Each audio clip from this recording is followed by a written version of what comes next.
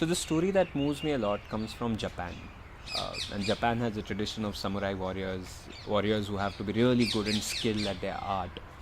And each time a samurai warrior or a leader becomes old, it's time for him to appoint a successor.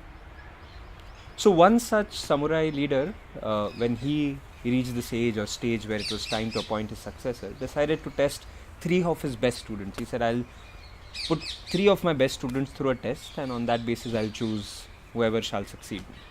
So the test was a very simple setup. It was a room, and it was set up in a way that when someone steps in, after a couple of seconds an apple rolls from the top just above them and falls down. So that's how he set it up, and then invited his first student to come in.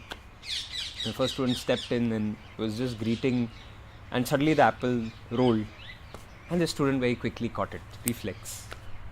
Master said, wow, very good, great reflex, very nice, I'm happy. Student leaves happy. The second student walks in. He's greeting the master, and the apple rolls.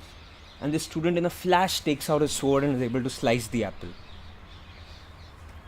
Master says, wow, very good, brilliant, such sharp, such speed, such sharpness. So the second student is also really happy. I have done the test. I must be the chosen one.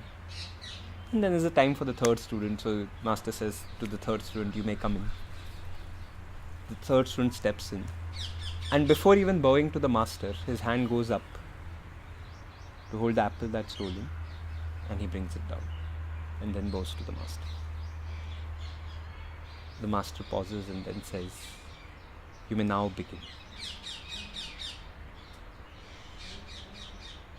To me, it's a very moving story, because the person chosen to lead is the third person, not the person who has got quick reflexes, not the person who's able to use the sword well, but a person who's in such deep awareness, such great stillness, that the slightest movement is caught. But more importantly for me, the second part of the story is even more interesting, which is where the first and the second student, the master really congratulates and encourages. But to the third, who's actually chosen, he says, okay, you may now begin. So to me, there's this journey of doing well and better and reaching that level of awareness, but that's the beginning, and that's where it's the end of encouragement and the beginning of the beginning. So the story is the one that really, really moves me.